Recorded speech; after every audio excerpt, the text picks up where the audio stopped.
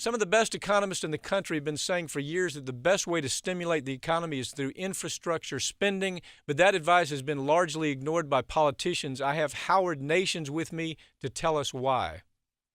Howard, the infrastructure story throughout the nation, Paul Krugman did a great piece in the New York Times. Could you talk about the issues, about how serious this lack of infrastructure, of us addressing infrastructure, has really become?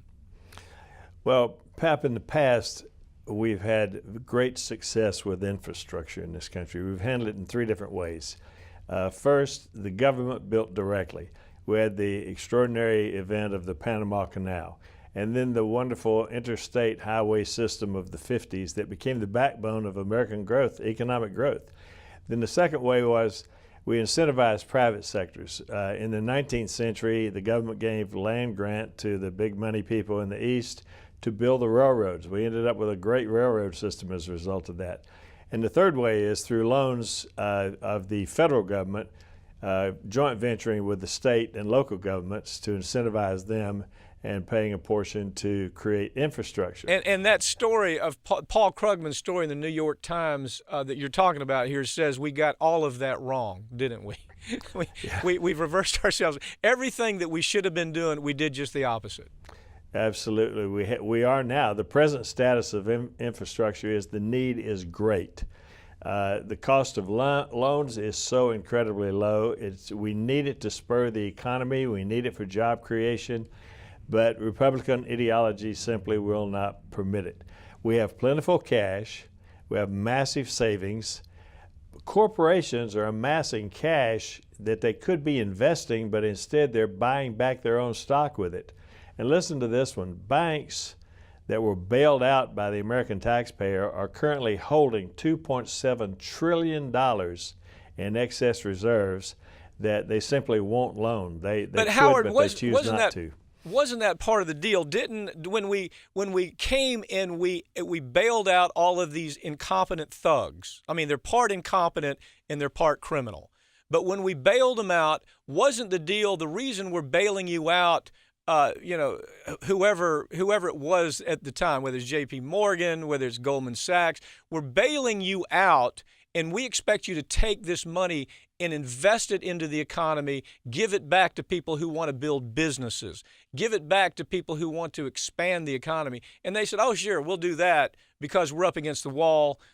Just two things. A, don't put us in prison, and we've delivered on that. We certainly haven't put in prison.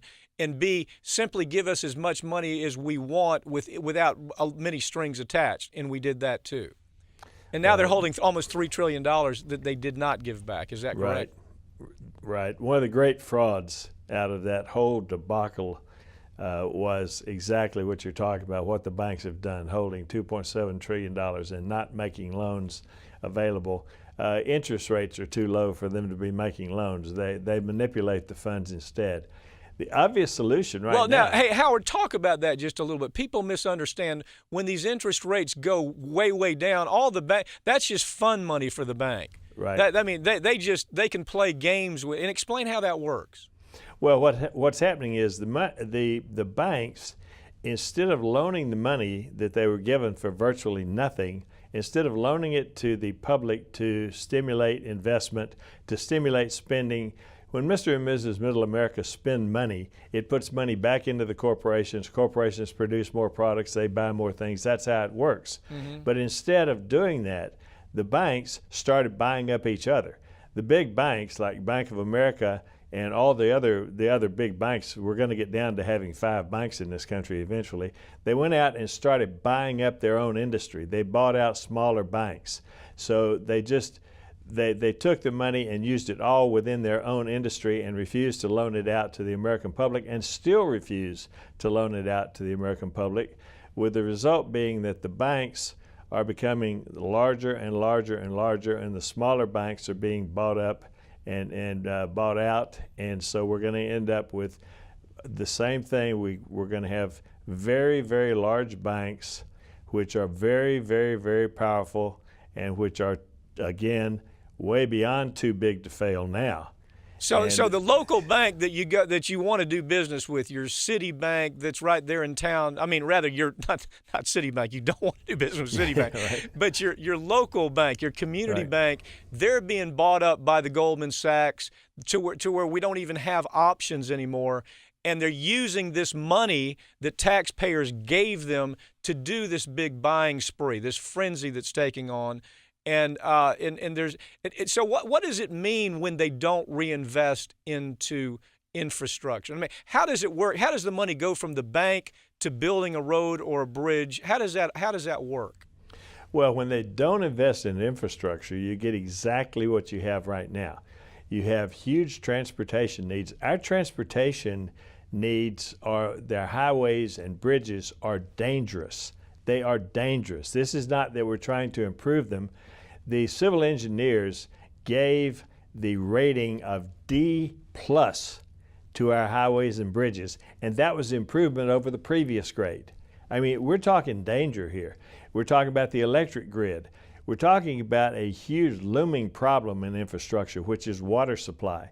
Water supply is being absolutely ignored. You see the prices go up on food because we have these huge droughts and they're not able to cope with it because there's not the proper water grid in this country. Part of infrastructure. That's where the money should be going. It's not going into there. The federal government borrows money so cheaply, the interest rates on inflation and protected bonds has been actually negative. It's currently 0.4%. It's the perfect time for states and local governments to be taking money from the federal government to build the infrastructure. Now, there is infrastructure investment. There are roads, bridges, sewer repairs, there's everything you could possibly imagine that's being built right now. It's being built in Afghanistan, where we've spent $100 billion. It's being built on infrastructure in Iraq, where we've spent $61 billion to build highways, those same highways that ISIS is using right now to traverse the country. So the idea of spending money in America, no.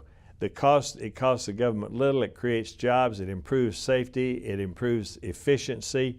It incorporates I remember technology. the Democrats, Howard. I remember the Democrats making some half-hearted attempt to come up with a stimulus program. It was April or something like that. We started hearing that they're going to unveil this $300 billion transportation bill, and it was going to increase highway funding by 22%, increase mass transit by 70%.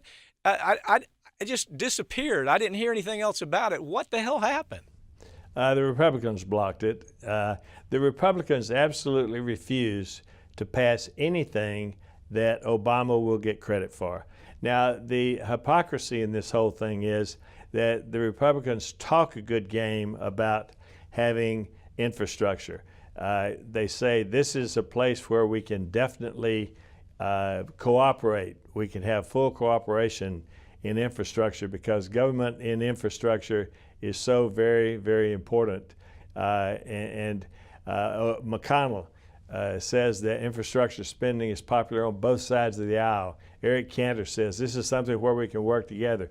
The U.S. Chamber of Commerce, it favors it. The Alliance of American Manufacturers, huge supporters of public works.